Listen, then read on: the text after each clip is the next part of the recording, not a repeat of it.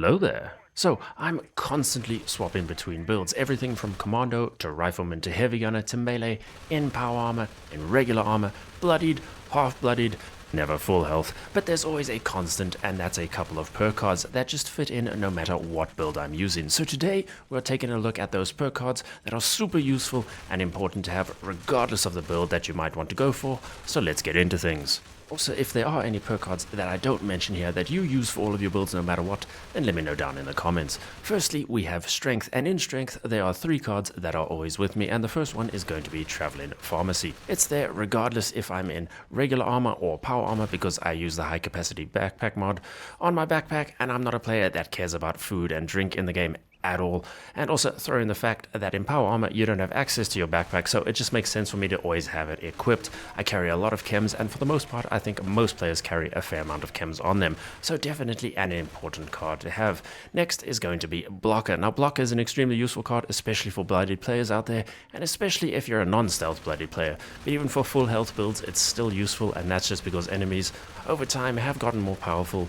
Modifiers in daily ops are now out in the open world in events. Most of the boss's attacks in the game are melee oriented, so Blocker definitely a great card to have, and it does make a lot of sense. And the third card in Strength might not be for everyone, but it's always there for my builds because I hoard a lot of weapons on my character, and heavy guns are heavy, so bare arms is always on me. If you like carrying a lot of things and weapons, then probably going to be a useful card for you to use as well. I'll also throw a quick mention to Bandolier.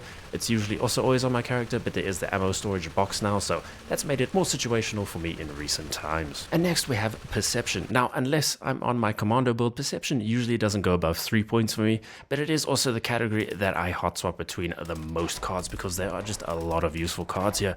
But situational cards, the one card I always leave on just because you have 1 stat point in each special regardless, it can't go any lower, so I always chuck Green Thumb on. Now I said I don't care about food or drink at all, so why Green Thumb? Well, because it's very useful for daily and weekly challenges.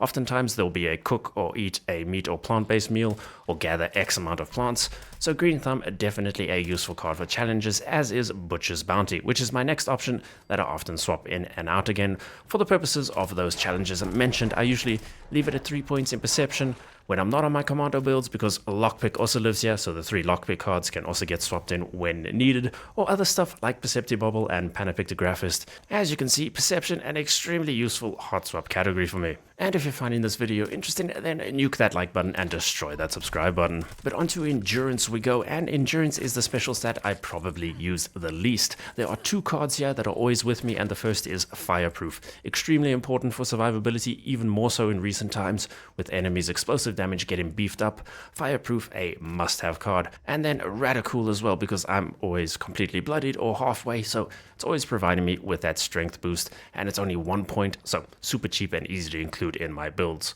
Over to Charisma, I always have about 7 here at the very least. First card is going to be Tenderizer, great for damage, it works across all of your builds, so extremely useful card to go for. And then the Inspirational / Strange in Numbers combo, or Lone Wanderer, depending on if you're in a team or just going solo for the game. Another card I'll also often use here is Travel Agent, because I'm constantly bouncing around the place and I have the perk points to spare. Intelligence is very similar to Perception, a lot of hot swapping cards here, but usually my intelligence is maxed out or almost maxed out because of XP reasons. But there are 2 cards that are with me here constantly, and those are first, Nerd Rage, amazing card for bloodied builds of course, so no matter what I have my Nerd Rage on, and then batteries included, and this is primarily for my fusion cores and plasma cores.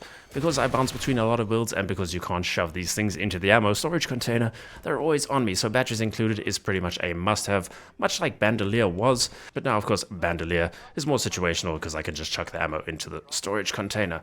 So batteries included and Nerd Rage definitely always around in Intelligence for my builds. The hot swapping cards are also all the mod cards that are found in Intelligence, like Gunsmith and Makeshift Warrior, the Science perk cards, and the Hacker perk cards when you need them for terminals. So a lot of bouncing in and out here. And over to Agility, there's also 2 perk cards that are constant for my builds, and the first is going to be Action Boy or Girl, because AP Refresh is just a must-have no matter what build you're doing. Super useful perk card, slots into whatever, just a must-have for me. And then Adrenaline, usually around rank 3, Adrenaline is extremely powerful damage card, not constrained to one weapon type or build, much like Tenderizer, so the Adrenaline Tenderizer combo is my go-to must-have damage cards for any build I go to, regardless if it's ranged, melee, blooded or not. They are always there just because they make a massive difference. If you haven't been using them, definitely try them out. And lastly, we have Luck. Now, Luck has 3 to 4 cards that always make an appearance for my builds. The first 2 are for mutations, and that's going to be Class Freak and Starched Genes. So, suppressing the negative effects by 75%,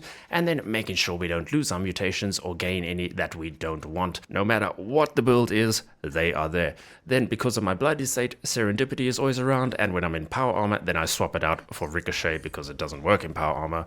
So, those are the other 2 that are constant stays as well. Now, taking a full look at this, you can see there's quite a few survivability cards here, general damage cards that provide really nice bonuses, and then some quality of life cards for carrying a lot of stuff. And then the rest of the build, I just build around this. But for the most part, this is like my default setup when it comes to my build, and it just works really, really well and makes my life easier, no matter which build I'm swapping to. But what are some perk cards that you can't live without? Slap them in the comments below. And if you want to check out some weapons that you should not be missing out on, then check out this video. But for now, thanks so much for watching, and I'll see you in the next one.